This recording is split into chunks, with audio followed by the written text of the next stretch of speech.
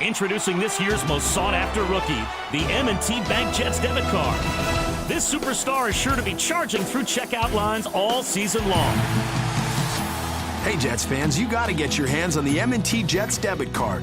Rush into any M&T Bank branch today or learn more by clicking the banner. M&T Bank, the official community bank of your New York Jets.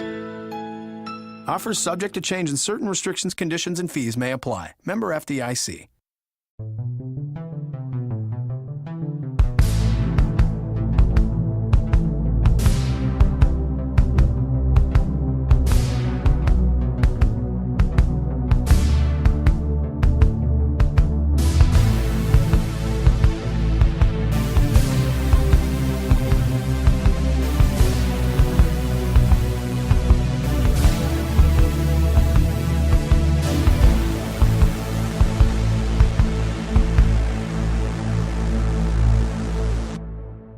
Hey everyone, welcome to Stranger Things with Jay, Jack, and Mike. My name is Jay. My name is Mike. And I'm my nose. And welcome to the show. How's it going, gentlemen? What's the Brady Bunch reference? I'm not particularly connecting it here. Steve gets punched in the nose. He goes, "Oh my nose." That's the connection you made? Yeah. It's probably one of the most famous scenes in Brady Bunch history, right? But not I'm Stranger aware Things. of this. I mean, right away, you said Brady Bunch. So yeah, he gets punched in the nose, and But is this he Brady says, "Oh, Bunch my with nose." Jay, Jack, and Mike? Well, I also don't know how somebody getting hit in the face is the same thing as Marsha Brady getting hit in the nose with a football. He says, "Oh my nose." So I figured it was a call out to the Brady Bunch. So maybe the writers are Brady Bunch fans. That's a You bit don't of know. a stretch, Armstrong there, Jack. I'm sorry. Well, in episode 8, when Lucas is riding the surfboard, he has the tiki torch, the tiki idol, and he falls off. Then you're going to see it. Oh, I'm sorry, Mike. He I'm sorry. shouldn't have brought that with him. He knew it was cursed. He should have left it with Vincent Price on that island.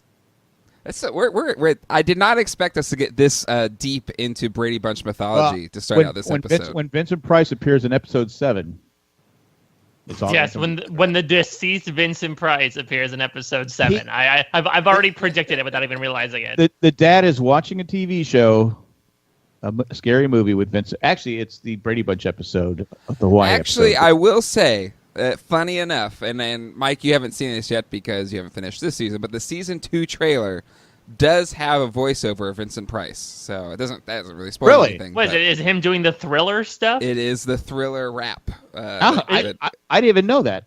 That is in the season 2 trailer of Stranger Things. So, actually, it's in the Comic-Con trailer that they released in July. They just released the final trailer on Friday, this past Friday. And I think it's the only one I saw. Huh? I think that's the only one I've seen. Really? So far. Okay, well, the Comic-Con one is probably my favorite trailers of all time. So, wow. Excited, Mike, once you finish this to watch it, because it's just a really fun trailer. I'm going to have, a 4-day turnaround time before the season drops at this rate? So, Mike, do you have an apology that this is now you see the Brady Bunch connection?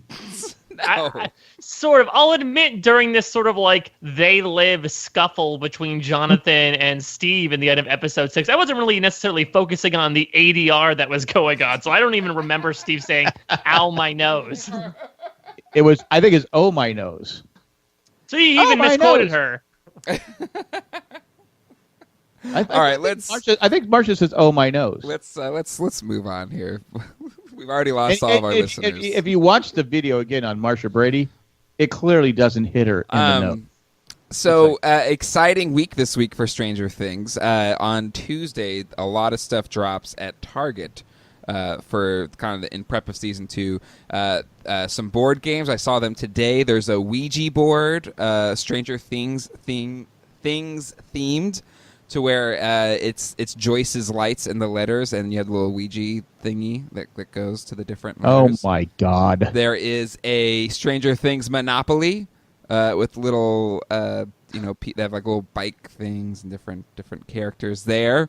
They are releasing season 1 on Blu-ray, and it is a VHS box, so it's like an old horror tape representation of Stranger Things on Blu-ray, which I thought was brilliant.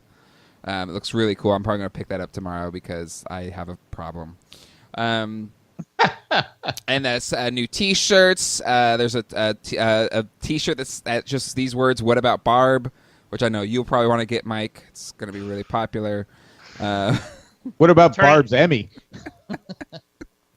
So cool stuff tomorrow at Target. So if you're listening to this tomorrow, because this is probably and if you're a fan of Target, because they're our new sponsor, a lot of cool new Stranger Things stuff drops. Can a show just be good without having to capitalize on it? See, I can understand the capitalization on some things. I don't understand the Monopoly thing, and I almost never understand any branded Monopoly games just because I feel like you need to have, at least I'm doing bad math off the top of my head, but at least 16 locations to use in a typical Monopoly set. Yep. We've seen a good amount of Stranger Things Season 1 so far, and I've been greatly enjoying it, but I can't think off the top of my head of, 16 noteworthy locations. When it came out with the Simpsons Monopoly, that makes sense because there's so many locations that they use for 600 plus episodes at this point. Mm-hmm. If we're going with Stranger Things Monopoly, let's pick 16 locations that have been visited over the course of 8 episodes. It's a much thinner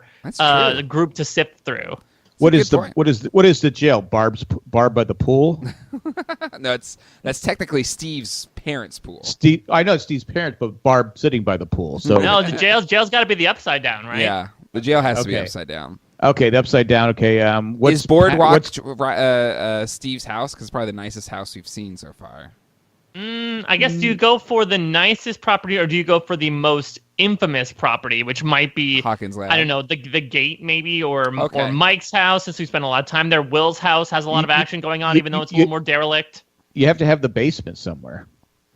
Actually, the basement nobody goes to. Well, I mean, right? Yeah, the hangouts, the basement. But again, it's Mike. You bring up a good point here about the Monopoly game. We got to call Parker Brothers. Bill Bradley. Yeah, was it Parker Brothers? I have no idea. Well, yeah, because that's the thing is that I can understand branded clue boards because you only need 6 characters, 6 objects, 6 locations. That's all you need. Monopoly is tough because you need to come up with so many different places. You have the wooded area. You have the other wooded area. The other wooded area. You have. Okay, so I'm looking at the board now, and we got Mike's basement is the first property. So you got Mike's basement. Oh, there you go. Lucas's house is the next one. All right. Demogorgon Attack is the.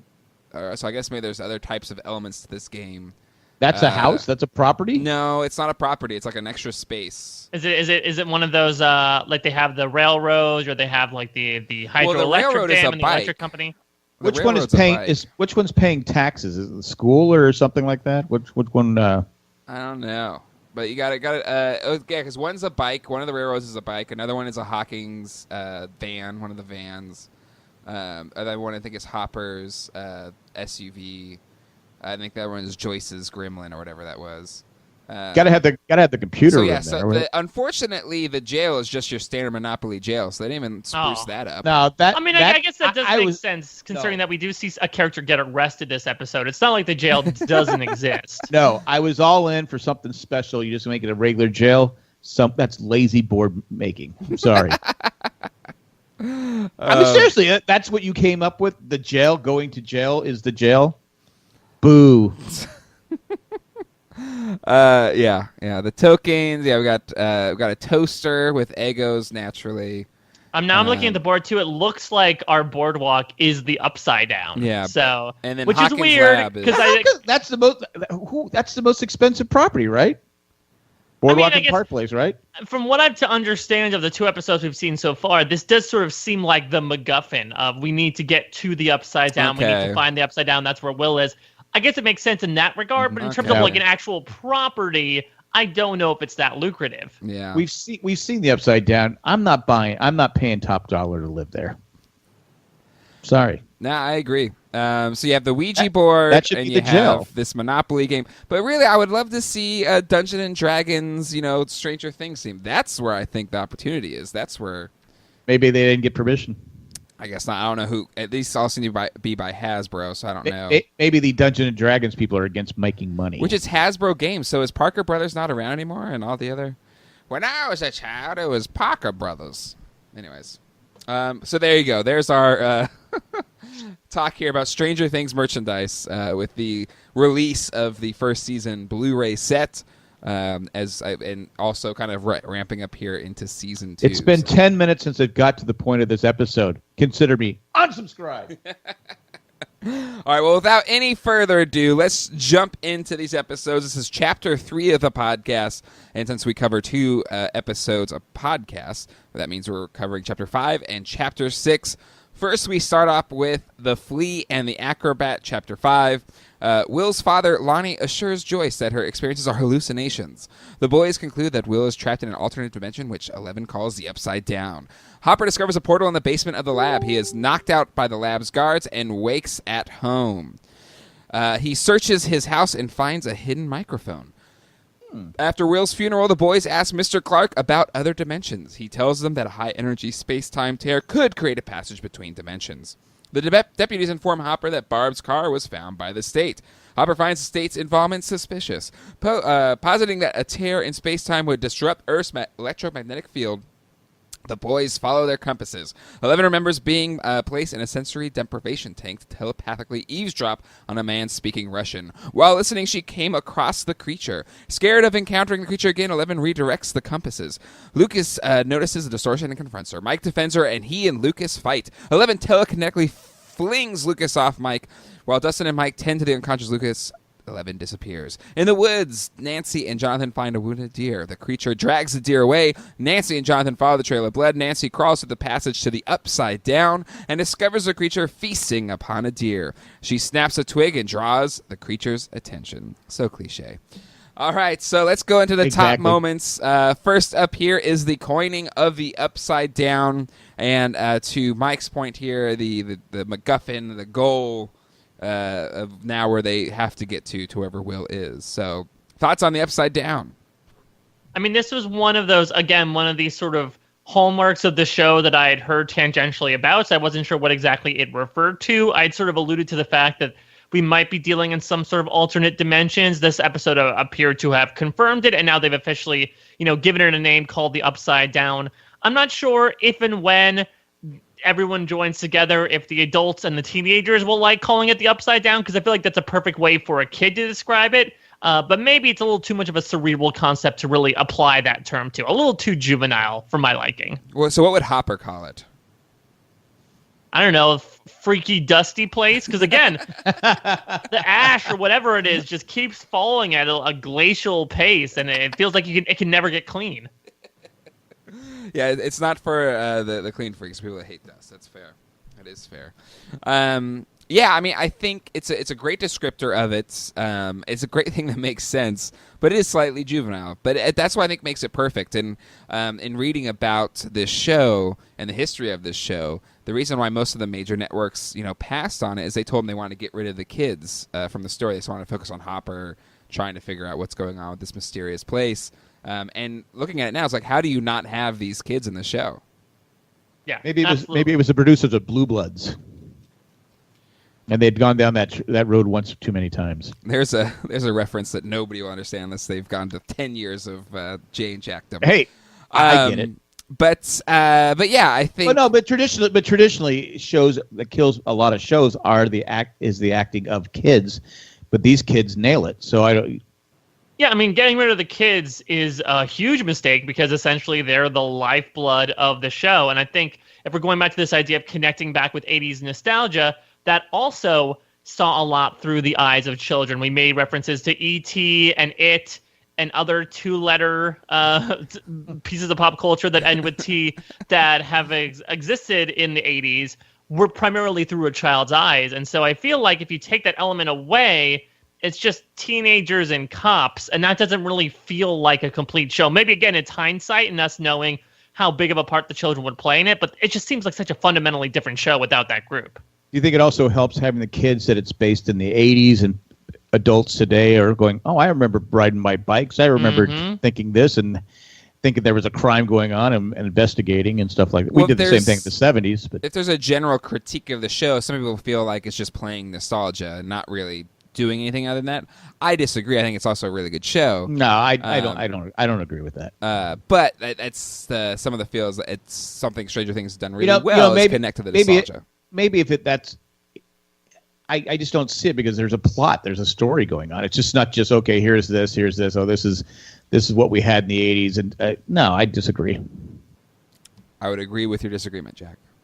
Thank you. Next up, Hopper, still is on his being able to schmooze his way from the end of last episode, and he makes it all the way to the portal. And they don't kill him.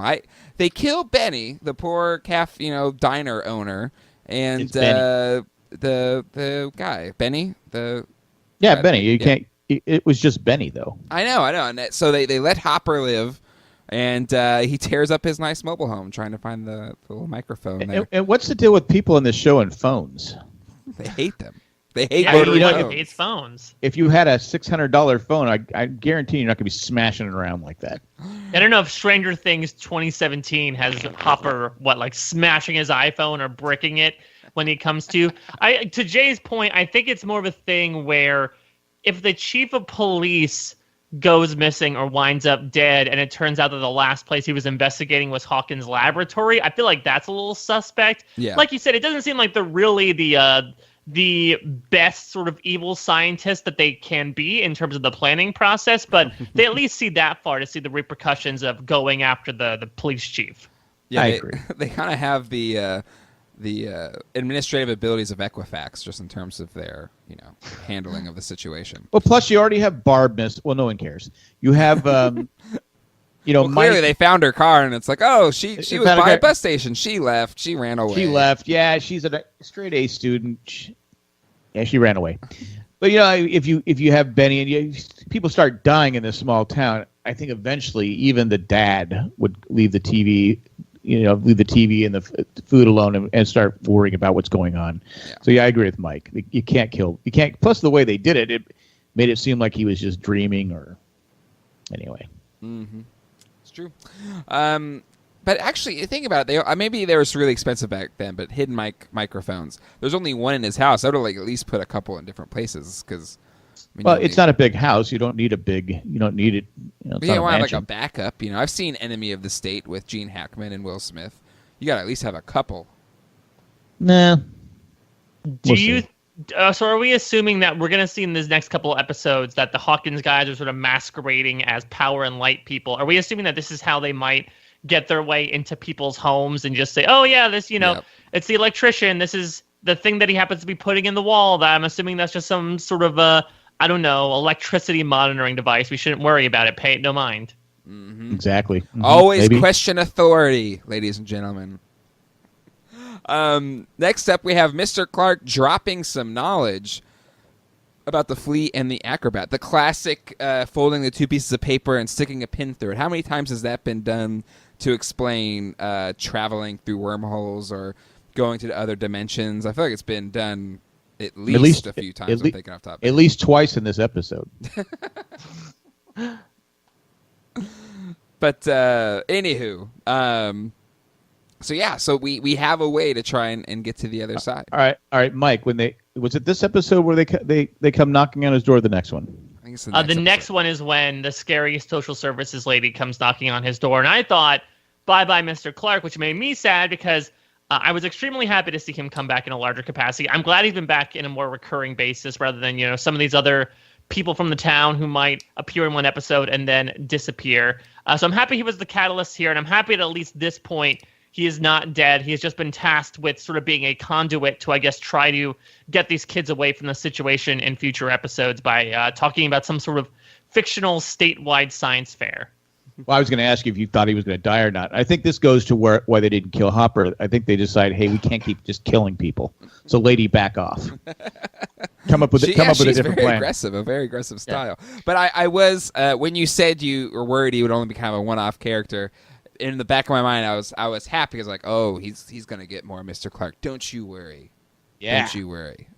He's going to. And this also scratches my time travel sci-fi itch here, talking about the many worlds interpretation. That's also sort of part and parcel with Schrodinger's cat. This idea that there are multiple sort of parallel universes but all sort of function within the same framework. So much like the Upside Down, it could essentially be a world like ours, but for some reason, the structure is just sort of turned inside out, where things look very differently and function very differently. So it was cool to get some quantum mechanics in with all of this hokey 80s sci-fi stuff. Next up, we have Dustin, who I'm going to name, kind of the unsung hero of this crew. Figures out how to find the portal because the compasses aren't pointing to true north. A lot of really funny moments, with him saying, how are you guys so dense? How do you guys not know this? And, kind of figures out how to find the portal by following wherever these compasses are pointing to. How many compasses did they throw onto that table? Like 5 or 6. Yeah, why? I thought it was more than that. I understand that they're sort of in a pseudo-electronic age, considering how much the Electric Man apparently has an impact on being able to drive around the homes. But at the same time, I don't know what big nerds they are, or I guess how much they orienteer in their day-to-day, to have 5 or 6 compasses on hand to just throw onto the table at any point in time. To be fair, you used to be able to get compasses in a Cracker Jack box. Those seem a little bit nicer than a Cracker Jack box compass. But I'm just saying, you could. I mean, cheap compasses like that. If they're all in the Boy Scouts, right? Isn't that standard issue? There's like toys back in the day that came with compasses. Sure, but I had several compasses, and they worked. I mean, I didn't have a problem with the north not being north, or maybe I didn't know. Who knows? But yeah, maybe they're on Boy Scouts. Like they all have to have compasses, right? Plus they're nerds, so it kind of works. They don't look like Boy Scouts to me. Wow. The theory as well about the fact that these compasses are not pointing true north, therefore there actually might be a gate due to the electromagnetic field. So are we to assume then let's say, I don't know, a plane happens to be flying over Hawkins, Indiana. Could there be an electromagnetic pulse so great that it might bring down the plane and the people therein? Only if someone wanted to bring them there. I think you might have a TV show idea there, Mike. I think that's a good idea. Nah, never work. Next up, we have 11 in the flashbacks finds the monster. When she's trying to spy on a Russian. So if we didn't think this company was evil before, they're submerging her and then in water and then closing and making completely. Are they evil? Do we agree they're evil now? Well, this, actually you get the name for MK Ultra. This was like a real thing that happened in the 60s and 70s in Montauk, New York, part of the Montauk Project. The original title of the show was called Montauk. It was supposed to take place Now, there. weren't those people volunteers, though? I'm not sure. I'm not. Colleen's more of the conspiracy theorist in the family, so she'll probably have more answers to that. But it was a real thing, and a real attempt to basically isolate yourself on one of these salt baths or isolation chambers to be able to, teleport your mind to listen in on these Russian conversations. So this was like a sensory deprivation tank in a way? Yeah. So for the fans of Fringe, I think they talk about MK Ultra on there too. But yes. Yes. But yeah, so it is. We can sit here and say it's evil, but it is a thing. This was a real thing. But I'm saying they put this girl, who is young, who wasn't volunteering to do this. They just did it to her. Yeah, here you go. It's Project MK Ultra, also called CIA's Mind Control Program, is a code name given to a program of experiments on human subjects, at times illegal, designed and undertaken by the United States Central Intelligence Agency. Experiments on humans were intended to identify and develop drugs and procedures to be used in interrogations and torture in order to weaken the individual to force confessions through mind control. Organized through the Science Intelligence Division of the CIA, the project coordinator was Special Operations Division of the U.S. Army's Chemical Corps. Or Corps, I should say, sorry. So then I go back to sort of my initial question when I was sort of assigning Hawkins Laboratory to like the shadow government organization. From what we know about Brenner so far, is this sort of like a rogue offshoot of what might have been a larger project overall? Like, they decided to shut down MK Ultra in the 70s, but Brenner was convinced that this was a real thing, so he continued his stuff sort of underground in a separate area? We see a military truck, so it has to be something involved with the government. Yeah. Right? I mean, it could have been, because in the real world, it ended, I think, in 1966. So they say. Well, so I CIA's not listening, are they? Gerald Ford did a commission to investigate CIA activities within the United States. In 1977, a Freedom of Information Act request uncovered a cache of 20,000 documents related to the project, which led to Senate hearings later that same year. And I think in 2001, some more information was declassified. So it is there. I like that theory that maybe Brenner went rogue or is continuing these things after when it originally happened. I mean, I don't know how much the government is advocating. Like, yeah, go kidnap some children. I feel like even then they might have their limits. Yeah, MK Ultra used numerous methodologies to manipulate people's mental states and alter brain functions, including surreptitious administration of drugs, especially LSD and other chemicals, hypnosis, sensory deprivation, isolation, and verbal abuse, as well as other forms of psychological torture. It would have been interesting if, I know that, again, from what we see in the real time, that 11 has these powers. It would have been interesting, though, if we got sort of a question of, as you said, maybe it was also some sort of drug-induced stupor. When 11 has this memory of her killing these guards with telekinetic abilities. Maybe that's just some sort of drug-induced fantasy, and she's really not doing it, but for some reason, Brenner's sort of torturous psychological proceedings are giving her that idea.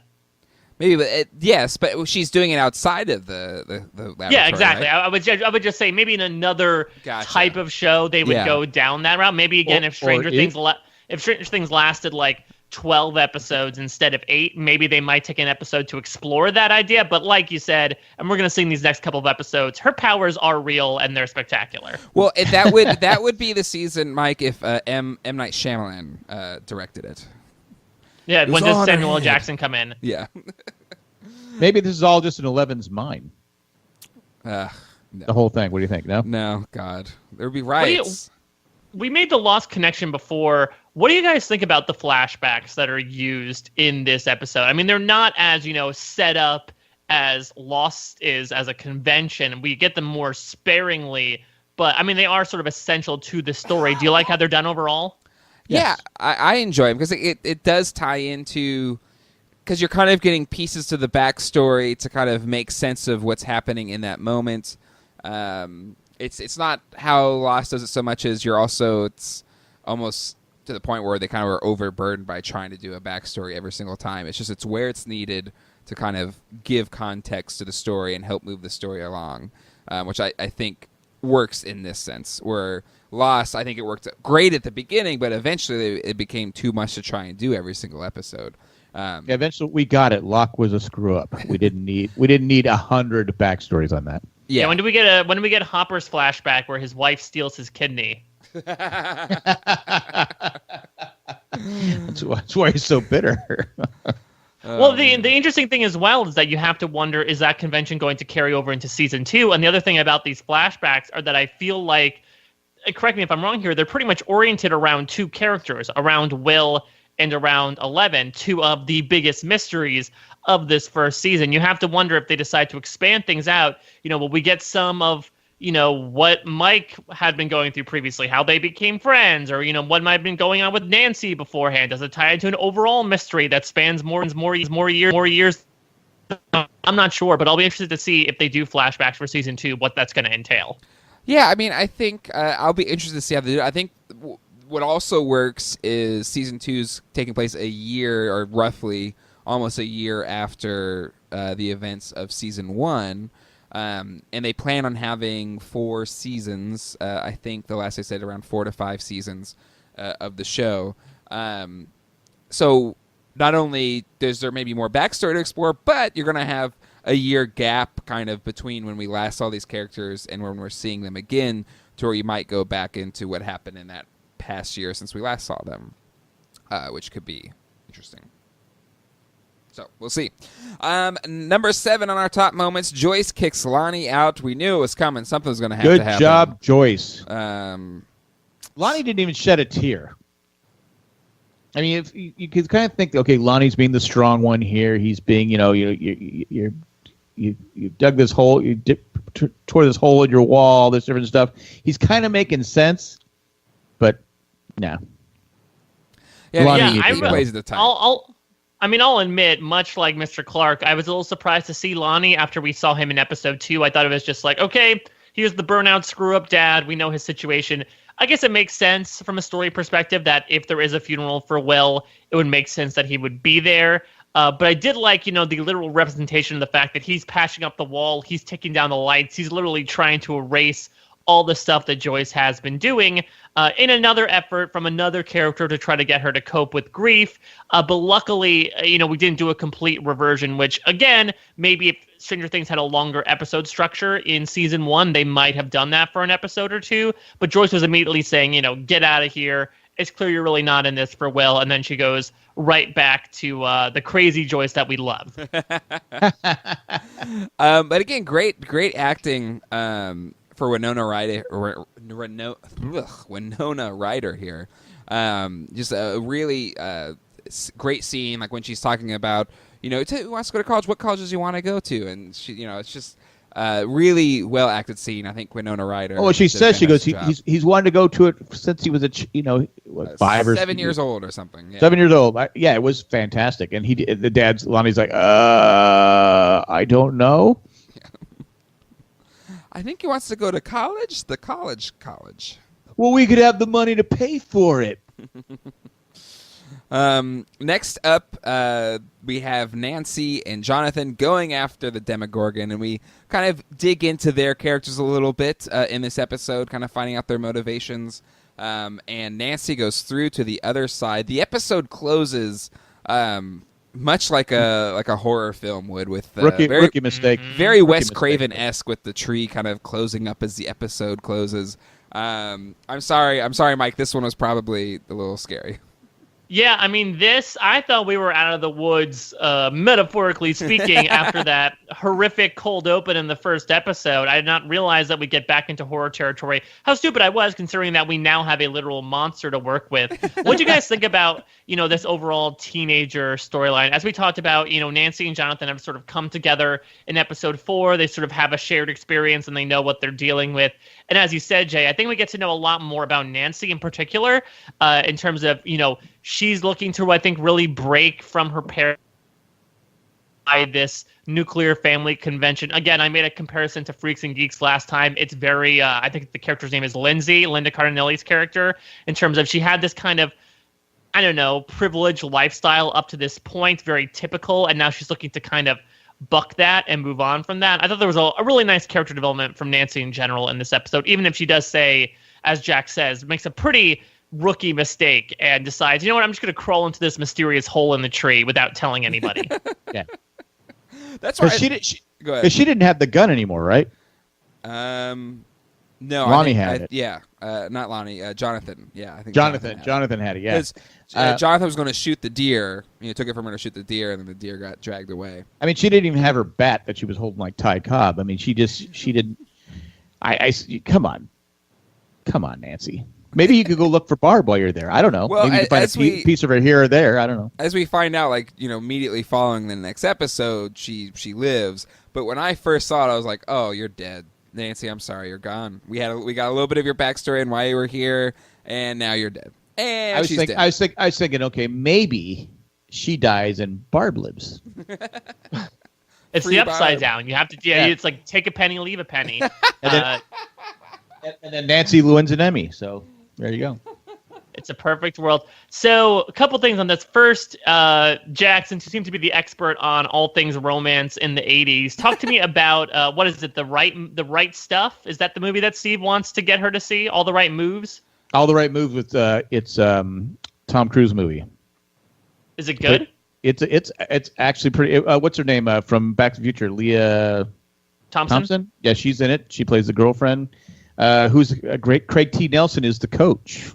Well, I guess he was getting warmed up for that role. It was a football movie, and he's trying to escape the town to get a scholarship to Stanford. No, Cal. Wants to be an engineer, I believe.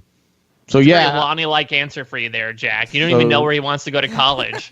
I think it was Cal. It's been a while since I've seen it, but it's Cal. I'm impressed you've been able to give this much about this movie. I've never even heard of it. I saw the theater. I've seen it a few times. Is it a good date movie? Sure, because it has Tom Cruise. So back in the, who doesn't like Tom Cruise? Because Tom Cruise movies usually have something for the men and something for the women. Look at Top Gun, right? So and Days of Thunder. Well, it depends. It depends on your orientation. The volleyball scene works for both men and women, depending. Oh, true. Yeah. Top Gun, but Somebody check my watch. Yeah, I can't breathe. Okay. Lather up in oil before we play volleyball. There's Steve kind of goes from cute and adorable to like the biggest a-hole in the world. In this episode, he's a cute and adorable during that scene when he's doing his little, Bob Seger. It's like that old time rock and roll. Yeah. But it quickly gets wiped away in the next episode. He definitely. I don't know.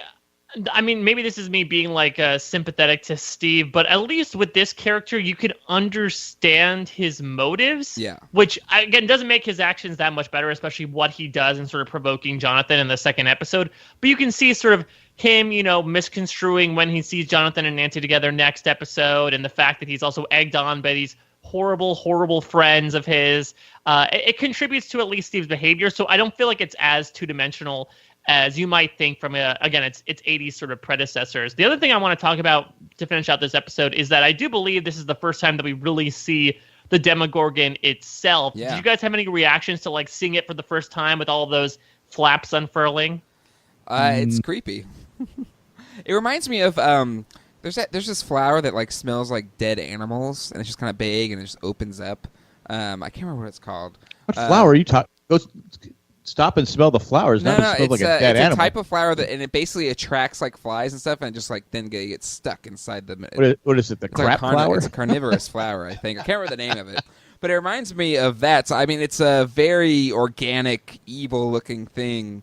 But to side with Mike here, I don't like being scared, so I may have been closing my eyes during some of the scary moments the first time I watched it. So my initial gut response was, it's scary, I don't want to see this thing. It was so scary for me, I kept rewinding it.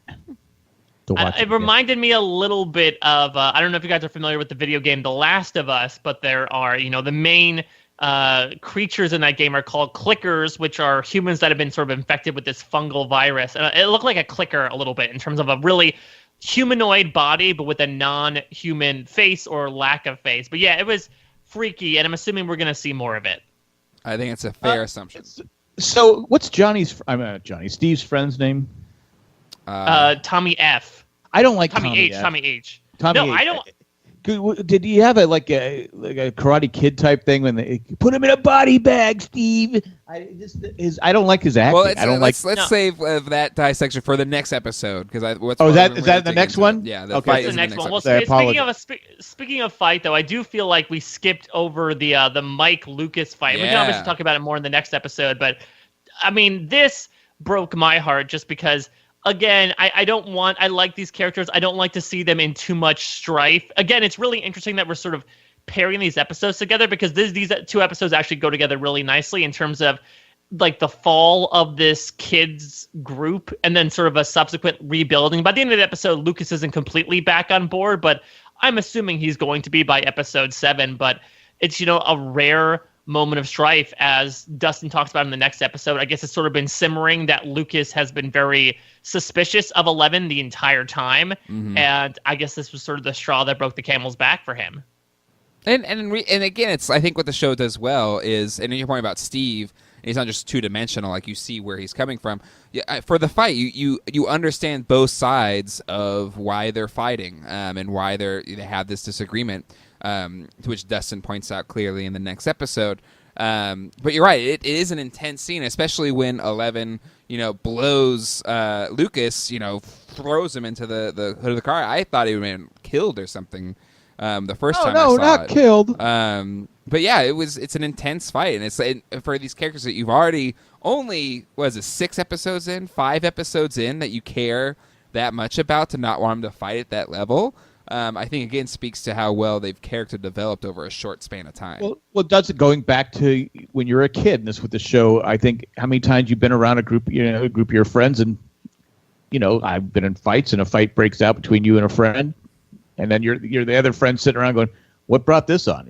So yeah, I think we do care about these kids because we see ourselves in these kids. It's a mirror to ourselves. At least I do. But I didn't play Dungeons and Dragons. So. All right, well, that's chapter 5. Let's go into chapter 6. All right, chapter 6, The Monster. When she can't get out of the portal by herself, Jonathan pulls Nancy through and saves her from the monster. In her bedroom, she is afraid to be alone and asks Jonathan to stay. Steve sees them together through her bedroom window and assumes they are dating. That's a good choice there. The next day, Nancy and Jonathan resolve to kill the monster and purchase supplies from an army surplus store. During a fistfight with Steve, Jonathan inadvertently assaults a police officer and is arrested. Joyce and Harper track down Terry Ives, who is catatonic and tended by her sister Becky. Becky explains that Terry underwent Project MK Ultra testing while unknowingly pregnant. She believed her daughter Jane was kidnapped by Brenner at birth. Joyce and Hopper conclude 11 is likely Jane. 11 shoplifts Eggo waffles. She recalls being asked to contact the monster and how her contact opened the portal to the upside down in the laboratory basement. While searching for 11, Mike and Dustin are ambushed by bullies, Troy and James. Troy holds Dustin at knife point and demands that Mike make a suicidal jump into the lake where Will's body was discovered. Mike jumps but is levitated to safety by 11, who dispatches the bullies. Lucas sees agents leaving the laboratory and realizes they are heading to Mike's house. All right, top moments. The conclusion of last episode is immediately resolved in this one with Jonathan pulling Nancy back through, and they spend the night together.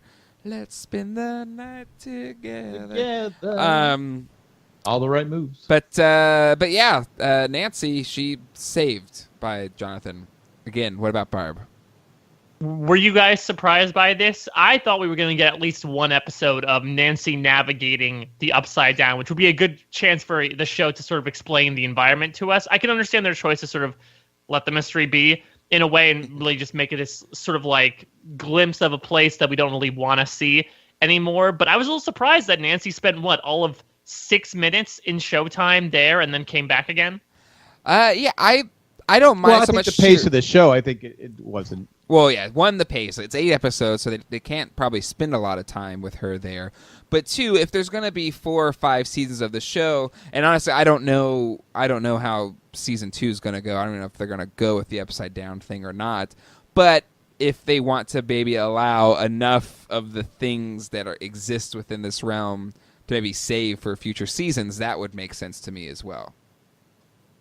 I forgot to say, wouldn't it have been better, instead of having that cliche where she's backing in the first episode, where she's backing up and she steps on the twig? Would have been better if she's tripped over by Barb. No one said, "Oh my God, what is it?" And then because she's already forgotten who Barb is. Oh no? Man, no, that's gross. Is it too soon? No, but I mean, I guess that would have emotional weight to it, right? In discovering. No, because she wouldn't know who Barb is, so she just. Oh. Yeesh. Well, no, because Barb was back at the swimming pool last time we saw her in the Upside Down. So I don't know. I know the Demogorgon is mobile, but I don't know exactly why he would want to drag Barb's carcass all that way. True. Something to do. It's good points. It's good points. We'll have to wait and see maybe if we figure out that mystery throughout the rest of this season. Any other thoughts with Jonathan and Nancy spending the night together, other than this mom? Colleen pointed this out. If my kid just admitted to me she slept with somebody else, I would not allow my kids to have their doors locked, let alone closed, without at least checking in on them. These parents don't go down to the basement ever. There's another child living in the basement. They don't know about it. Again, I guess just the 80s times were different then. These parents are just clueless. Here's my thing about Jonathan and Nancy. Are we detecting something between them, or do you think it's purely like non-romantic? They just have a shared experience and are becoming friendly. It seems more that than the latter or the former or whatever. Because it seems like there's still a thing going on with Steve, unless they're going to maybe make a triangle thing out of it. But it seems very much that friendly or I don't know. It's the little tiny slight ember of maybe a future romantic relationship. I feel based off these scenes. It wasn't romance that he was in the room, because she was obviously saw something that was very terrifying. And she's scared. she's scared. I mean, I can't blame Nancy on this one. Versus, I think that's what your hopes were for Mike in 11, Mike, which it seems it's going more. No, of that the was not my romantic hope for the. connections. Yeah, that was my hope for them. They would be Nancy and Jonathan. They'd say, That's what I'm I mean. That's what I scared." mean. That what's happening with Nancy and John is more of what you wanted to happen between Mike and 11, which it seems as this episode goes on, that's not the case. Yeah, I still don't know how I feel about that. Maybe just because 11, I don't know. I know that she's a child, and this episode's going to reveal some of her origin story, but I still almost think of her as like supernatural and otherworldly. That I don't really fancy this idea of she's pursuing romance. It's still sort of an odd displaced thought to me. Maybe I sort of need to get over that, but I could understand Nancy and Jonathan, which again I agree I don't think is really there much more than I could Mike and 11. Well, I think the Mike and 11 part is maybe more. She hasn't been able to like even be a child or even experience these things, and it might just be her processing these emotions or trying to be whatever she thinks a normal kid her age should be, and that could be how she's developing this relationship with Mike. If it's this kind of puppy love, first kiss kind of thing that you do at 12 or whatever, it might be her also like just trying to be a normal kid, which she's not. Would you be okay if it was from that point, Mike, or is it you don't want it, period? I just don't want it, period. I think it's just because it does feel like a trope sometimes, and it feels like to me the concept of romance doesn't really fit into this show. You guys know more about the show than I do, but this is my initial perception that I feel like we don't necessarily need a romance going on in this type of story. There's all so much going on, and especially this theme of familial bonds, that sort of blood is thicker than water in a way, that I feel like that's more of the love to go with than they're making goo-goo eyes at each other. Isn't this cute? Well, you make a good point, because no one in this episode is really, this show is really in love, right? At this point, because you have that's what I'm thinking. Yeah, you have Nancy's parents. Because I think Jonathan is in love. I think Jonathan would like more than just be friends with Nancy, because he definitely uses her own words against her when he says, "Oh, you just want to marry Steve and be that, just like your mom is with your dad." Because Nancy believes her mom doesn't really love her dad. It just I married out of convenience. He had a nice job and blah blah blah. So really, nobody in this we've seen really loves each other, right? Well, even as I'm blanking on her name from the police department, which is, "We better tell your boyfriend that." It's like, well, he's not my boyfriend. It's like, well, anybody that's that stupid and will get in a fight like that, right? Exactly, is in love with you or whatever. So yeah, and it also seems like I think when Jonathan is talking about Steve before in the 5th episode, he says something like, "I don't like most people. He seems to be in the vast majority," and it seems like Nancy's one of the very few people his age that he actually enjoys spending time with, and that I think means something very special to him. Right. Agreed. But I find the budding, puppy love romance between Mike and 11, I from a story standpoint, it's less to me about like, oh, cute, they're in love, but more of it's one coming of age for Mike, but it also coming of age for 11, in that she wants to experience life like a normal child, much like when she's looking at a reflection and she says she thinks she's pretty, and she's looking at the pictures of other girls. That she wants to be a normal kid, which she has not been able to be. So that's to me where it makes sense for that story arc for 11, and where I don't mind it as much as just if it was just a straight play at we're gonna ship these two people. I think it's subtle enough that we don't have to. I'm cool with it. That's just my thought. I'll be curious to see Mike's final thoughts as the season concludes. But as it stands right now, that's how I'm seeing it. Next up here, let's see, where are we at? So we kind of jumped ahead. Steve and his friends are a-holes. The teens fight. So we're talking about Steve kind of being cute last episode. And this one, he spied on them, so he saw Jonathan and Nancy, spending the night together. Well, did he spy, or was he seriously just checking up on her, make sure she was all right? See, that's the thing that, again, makes this a little complicated. And, again, I don't want to diminish the stuff that Steve was doing because it was really callous. No, but he crossed the line. but even like in the beginning of the episode, he is clearly showing a different temperament than his friends, in that they're saying like, "Why are you hanging around stupid Nancy's house? What do you care about her?" Which these kids aggravate me, just because the thing that's so stupid is that like Carol and Tommy are making fun of him for like, "Oh, you care about Nancy." But aren't they in a relationship? Yes. How can you make fun of somebody like being emotional towards someone unless these two people are like horribly abusive to each other in the relationship and just completely, I don't know, non-loving to each other? Isn't that really They don't want hypocritical to do? They don't want to share Steve. That could be it as well. I don't know. I know you take a lot of umbrage with Tommy H. Jack. I dislike Carol more personally. Well, I don't, maybe no one wants to be around those two, and Steve's the only one. If they lose Steve, then they're stuck with each other, and they're both horrible people. But what about the redhead girl? Yeah, she seems to. Well, she brought her way into the group. Yeah, but eventually she'll get kicked to the curb. So I don't know. I don't know. The thing about she's the only one wants to hang around Steve. She doesn't want to hang around the two a-holes. Yeah, the thing. Right? The thing about Tommy and Carol to me is that I could see where, you know, Tommy could definitely be a jerk sometimes, especially when he was sort of instigating the fight. But I don't know, there was something about when Nancy finds this horrible graffiti and she comes to the alley, and who's giving like the super snide remark but Carol. She just I just wrote like, "Shut up, Carol." She just really is getting on my nerves with her like really sarcastic remarks. It's clear that, as Jack said, I think she might be a little jealous of Nancy's sort of place in the group. I don't want to go too much into these more two-dimensional characters, but she's the worst offender in my opinion. I've already seen this show before, but I'm watching it again, and I go, "Come on, Nancy, hit her." I knew it wasn't going to happen, but how did she not get punched in the face? Don't know. I mean, Should have brought your bat, Nancy. There is a pretty intense fight scene where Steve loses, I think, pretty handedly. But again, he had it luckily, coming. Luckily, a town full with just 3 cops happened to be coming by.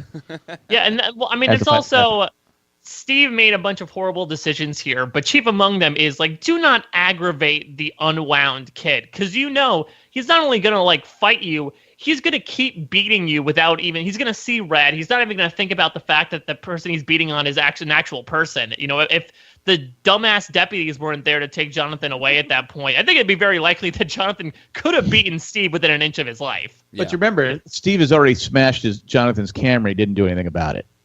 I would say, yeah, so Steve's thinking, I got this one. I don't care. Yeah. And we know Steve is hurting, even though Steve has clearly crossed the line with what he with the spray paint. But in his mind, he thinks that this guy's stealing his girl, so he just wants to unload. He's stealing his girl, and he's like, like I said, he's already got the better of him once.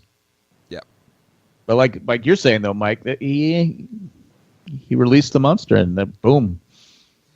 And who wasn't cheering for Jonathan at that point? Oh, hit him again. Yeah.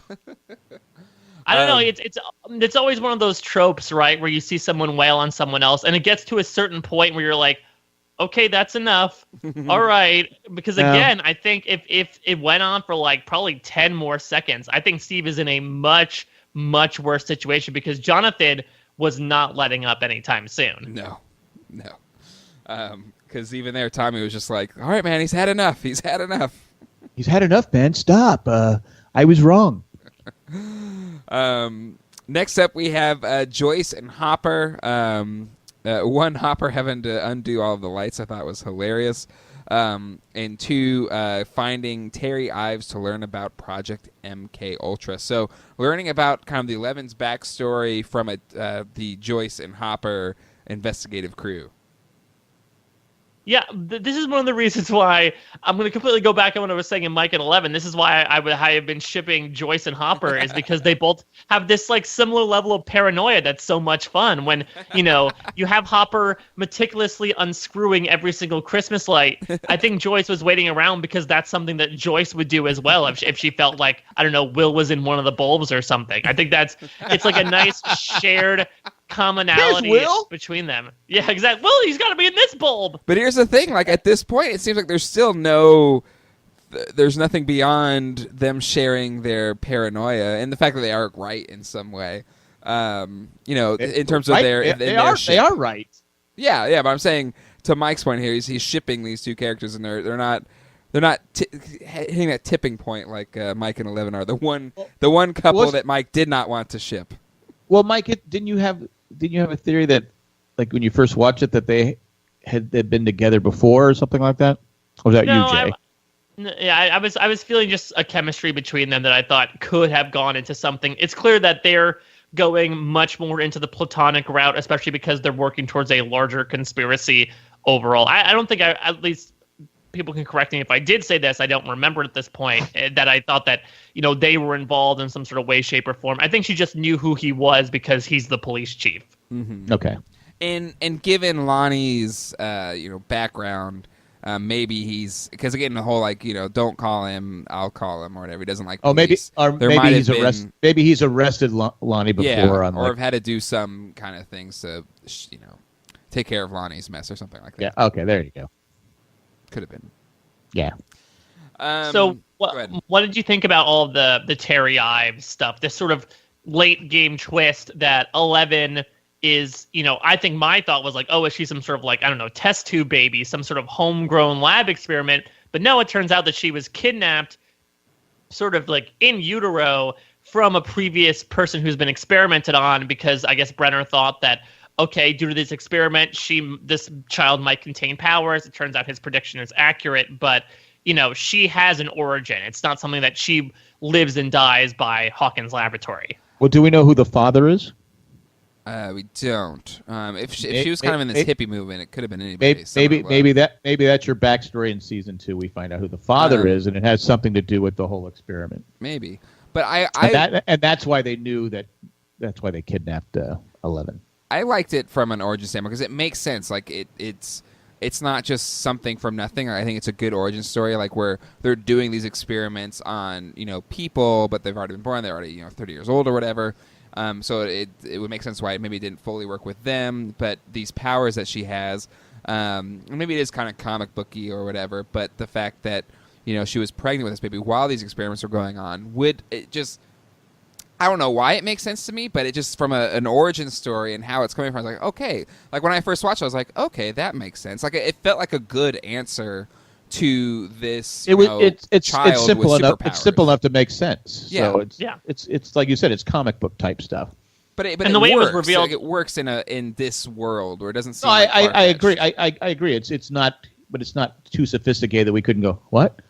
And the way it was revealed too, they really made sure you knew. Because every time, Terry Ives' sister would mention something, it would cut to an 11 flashback, which, again, is another great use of the flashback because it's all material that we've seen before. It's a great way for the viewers to connect the dots and say, okay, this really is the child that she's referring to. We know who this is now. Yeah, absolutely. And so I really enjoyed it. And go every way.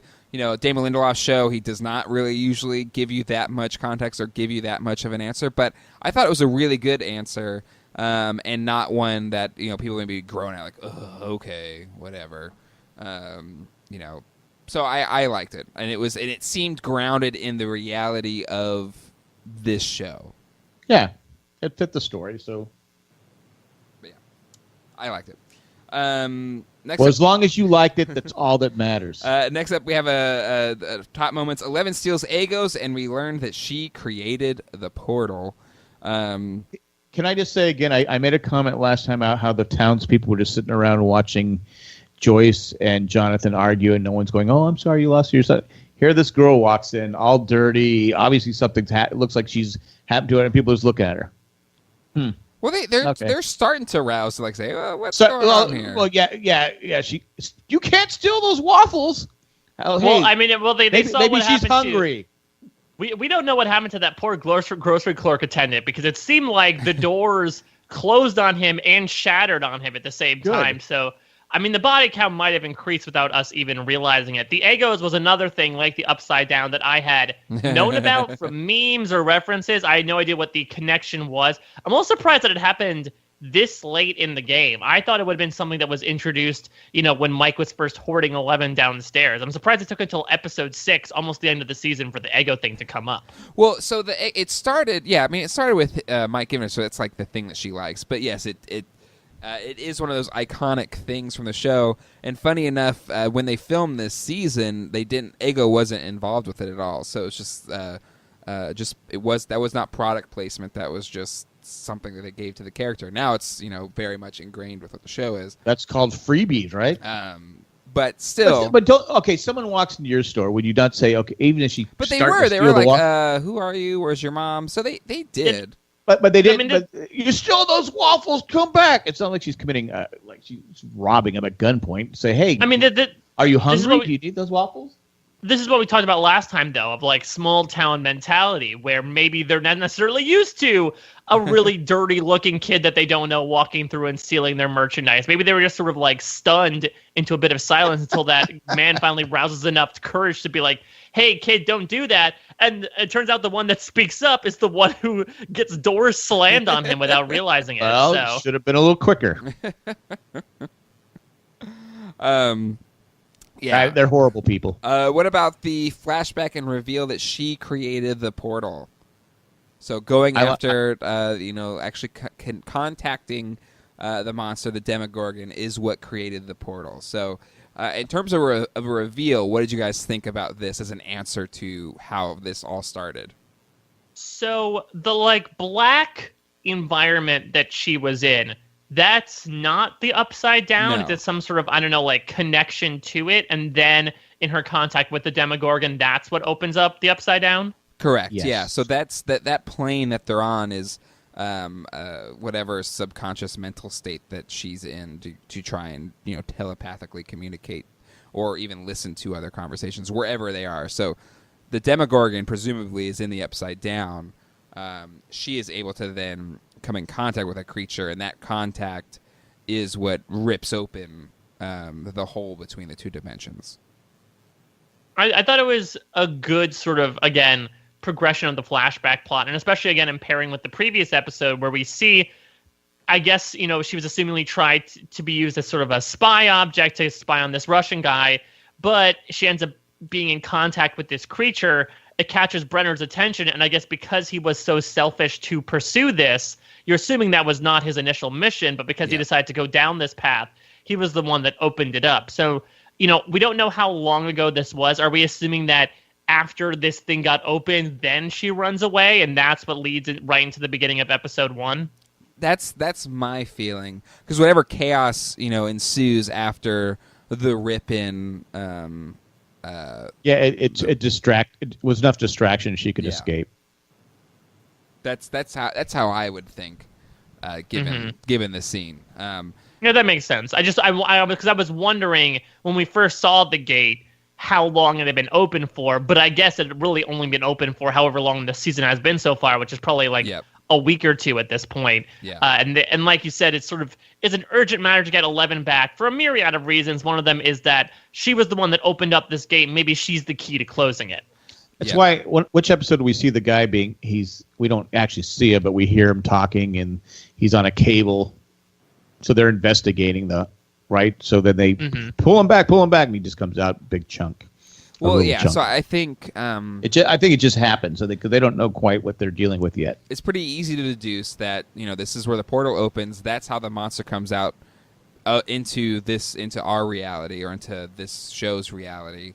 And that's the opening scene where the doctor's running away, and the Demogorgon, gets him, and then escapes. But here's the thing then. So, we see something in the tree, we see something in the house. Are there sort of other perma-gates set up elsewhere? Almost like, I don't know, little handy shortcuts that the Demogorgon set up where he can easily dip in and out? Or is he always going through that gate? No, I think whenever I guess just the theory is if there's a tear in space-time continuum, the surrounding area would be weaker in that this being now, I think, can then create, or however it would do it, since the fabric of space-time continuum around that portal is thinner now or weaker now to where he can break through it close to the portal, which is where these things have the tree, Will's house, in that kind of Steve's that woods house. area near Mirkwood. That's how he's able to kind of go in between the two realms. Because we know Steve's house close by because Jonathan's taking photos in that area. And I can't remember which, because watched a lot of sci-fi. I've seen a lot of things like tearing the space-time continuum, or creating a wormhole or something like that. I think eventually I think Back to the Future. They'll create a totality, I think, which would create a black hole if you don't seal it back up somehow. I don't know where I've heard that one, but it does weaken the boundaries between the two parallel universes once you do have a tear that allows you to access the other side. Maybe that's Fringe. Sounds like something out of Buffy too, if I remember correctly. Something about like the end of season 2 about opening up a tear there and then eventually swallowing the town whole. Yeah, that sounds right. It all comes together. They all read from the same book, apparently. I only saw the movie. That's how it hasn't been explained so far in the show, but that's how I see it. Let's see. Lucas goes on his own to find the portal, so still can't resolve the differences from the end of episode. Was this a scene where was it last episode or this episode where they're riding their Mike and Dustin are riding their bike and Dustin's explaining to him? It might be towards this or episode. right after, but it's this episode. This episode where Dustin talks about like, oh, you don't realize that there was this sort of like simmering tension from Lucas and I, who feels like, you were prepping 11 before us. This is where, Lucas is your best friend. No, you're my best friend. You can't have more than one best friend, etc. Right. I thought this was a great scene. Dustin was spot on, I think. Yep. But you broke the rule. You got to you drew first blood. You got to shake hands first. And first blood, I don't remember that being the. well, speaking of first blood, Lucas is going totally Rambo here. He was talking up, the Nam gear that he had a few episodes ago. Now it feels like he's finally putting it to use, what he really has always wanted to do, which is to like get his camo on, climb up a tree, and try to break into the place. Yeah, I think he quickly realizes that's probably not going to happen. But yeah. We have 11 saves Dustin and Mike from the mouth breathers. A really moving scene. I love this scene. Okay, how many? I grew up in the 80s. I don't remember any, or 70s, I guess. I don't remember any kid at like age 10 or 11 holding someone else at knife point with a switchblade. There was a couple bullies that had switchblades. I remember those kids. Well, but at that age. Yeah. Well, maybe not 10, but definitely. And then like 11, and then telling someone they have to jump to their death. Well, no, even that's a bit extreme. Even the other mouth breather was like going, well, I don't think that's very cool. Well, it was very reminiscent to me of, again, going back to the It comparison to the bully in that, whose name is Henry Bowers. And I think it's a little bit of a different comparison just because in It, Henry's character is one that really gets fleshed out over time. We see that even as a kid, he's gone slowly more and more insane to the point of where he's doing these really physically aggressive and sociopathic things that even in this we see where like his side bullies are saying, maybe this isn't such a good idea. Here, maybe it's because they just didn't have the time to do it, but Troy really isn't built out as much of a character. We see him, bully the kids in one scene. We see 11 make him piss his pants at the assembly, which is the reason why he sort of had decided to go after this. And now we see this scene. I'm assuming that's the last we're going to see of him because he'll probably be in the emergency room for the rest of the time, getting that horrific snapped bone in his arm treated. But I feel like this is one of the cases where, like, it's a clear reference that I can see the DNA there. But I feel like if you know more about the origin character, it makes sense from a character perspective. More I'm thinking about it too. Unfortunately, this is kind of we do hear about kids at a young age committing crime. So, what was I thinking? But I did cheer when he got his arm snapped. Yeah, it was. I know he's just a kid, but man, he deserved it. Well, and I think it was a great way for 11 to come back, and them to kind of kiss and make up, quote unquote. Even though they didn't, but still, I thought it was a good way to come back. And then Hawkins' lab finds out where 11 is, and Lucas tries to warn them. So again, Lucas, I think, is coming back to the team as well. At the close of this episode, right, Lucas! And really kind of sets up the last 2 episodes of this season, last 2 chapters, and it'll be interesting. I'm curious to see Mike's journey through the final 2 chapters. But again, I think the pacing, while it's quick because it's only 8 episodes, is very it's paced well, where it's not like it doesn't feel like maybe the last season of Game of Thrones where it goes so damn fast. it moves quickly, but it doesn't feel like that it's we going complained too quick. about it. Yeah. Well, and also like the other side of the Game of Thrones complaints, it felt like, especially with like the kids' storylines, even though it sort of has these moments of stop and start, even in these 2 episodes, we saw the relationship of the group kind of fall apart and is now slowly starting to rebuild on itself. It didn't feel like they were sort of stretching out the storyline by saying like, oh, they hit a stumbling block, but then they recover, which people can sometimes take umbrage with other scripted shows of saying, oh, you had to include the kids here, so they inserted this storyline here, even though it didn't really have ramifications on the plot. Because, like you guys said, I really love this last scene. Both, Mike deciding to jump to protect Dustin, I feel like speaks highly to the conversations that the two of them had, where Dustin says, I don't think I'm your best friend. I don't think you care about me as much as these other people. Mike clearly shows it. And then Dustin, showing as well as Lucas some trepidation towards 11. After 11 comes back as a badass, Dustin then yells at them like, yeah, this is our friend and she's crazy. I think that's a really poignant moment because, again, he was one of the people that was really incredulous to her at first. Mike was definitely the most accepting out of the 3 guys, and I think him saying that is him saying, okay, I finally accept her for who she is. Mm-hmm. I did like when it was a good scene when Mike does jump. Even, what's the kid with the knife's name? Troy? Troy. Even he walks with Lucas and is it James? The 3 of them walk to the edge of the thing to see. They couldn't believe he's shocked. jumped. He didn't believe he would do it. Yeah, it's crazy. And he's lucky 11 Sam because he would be probably going to jail. Well, I guess little kid jail. No, because he's going to throw. Dylan gets thrown off the thing too, and it's just somebody like. Oh, he just kills everybody, so he's the only one left. Oh, there's nobody. Well, there's who's there to see it. The sheriffs are too busy breaking friend too. You got sheriff. He's off doing something, and the other 2 cops are arresting Jonathan. So who's going to see it? I don't know. It's the perfect crime. Well, that closes out these 2 chapters, 5 and 6. We have 6 and 7 coming up for 7 and 8 coming up for us, closing out season 1 of Stranger Things. Excited to do that. That'll be, I guess, next Monday night. That one will happen, guys. Right? Probably somewhere around there. Works for me. And after that, we will kick off season 2 of Stranger Things. It goes by quickly, but it is an enjoyable ride while it goes. I will be picking up my VHS copy of Stranger Things tomorrow, and maybe the Ouija board one. I don't know. Maybe. I canceled my Monopoly game. You're going to have to do a toy review next time we get back. Yes. I'm really excited about this. Again, I've been sort of hyping up this idea of these different strings. You have the adults, you have the teenagers, you have the kids. I'm a little surprised at this point that 6 episodes in, 3/4 of the way into the season, they're still not really interacting, but I have full confidence that, especially with Hawkins descending upon Mike's house, that things are going to get very connective very quickly. And so I'm assuming that, we've talked about the fast pace of this. I feel like it's really going to build to a frenzy for these last couple of episodes, and it's going to end on a real high note. So I'm so excited to see what's going to happen. I agree. Well, that will do it then.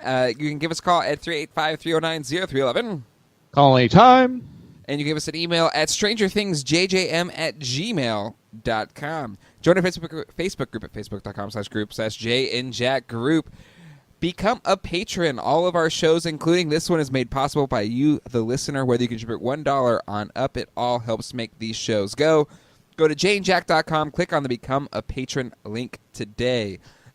Talking about Stranger Things stuff that you want to buy, there's plenty of it on Amazon.com. Use the link jandjack.com/Amazon when you buy it, and a small percentage of those sales will go to the Jay and Jack production fold. Check out our other shows that we have going on right now. Dancing with the Stars with Jack, Cindy, and Heather. Survivor with Jay, Jack, and Colleen. The Ramblecast. A new Owen and Brews barbecue reviewing the trailer for The Last Jedi, as well as the broadcast. So a lot of podcasts going on right now. Mike, you do 10,001 podcasts a week. Where can people find you, good sir? At a Mike Bloom type on Twitter, where I shell out all of the stuff that I'm doing, including a weekly Survivor podcast on RHAP. I do Survivor exit interviews for Parade Magazine. I do SNL podcasts on post-show recaps. I do The Hamster Factor, where AJ Mass and I take a look at movies that I've never seen before. We skipped over all the right moves But this time we're talking about Shallow Grave, which is I believe Danny Boyle's big sort of cinematic splash with Christopher Eccleston, another friend of the Jane Jack podcast, considering his work on The Leftovers, and a young Ewan McGregor as well. I'm really excited to talk to AJ about that. Awesome. All the Right Moves has to be in the coming up soon, though. Yes, listen, suggest it to him. He's the one to go through. He's the 11 to get in contact with the Demogorgon that is me. I'm gonna go put myself in some water and see if I can do it. All right. Well, that will do it for this week, gentlemen. We will see you guys next week for the finale, the final 2 episodes of Stranger Things, and we'll be set up and ready to go for the new season of Stranger Things. Check out those trailers if you've already watched season 1. The new one dropped just this past Friday if you haven't seen it yet. And I'm sure we'll talk about it after we watch the next 2 episodes. Until next time, hasta luego and goodbye. Bye. Bye. This holiday, switch to Cricket Wireless and get a free 4G LTE smartphone with no annual contract.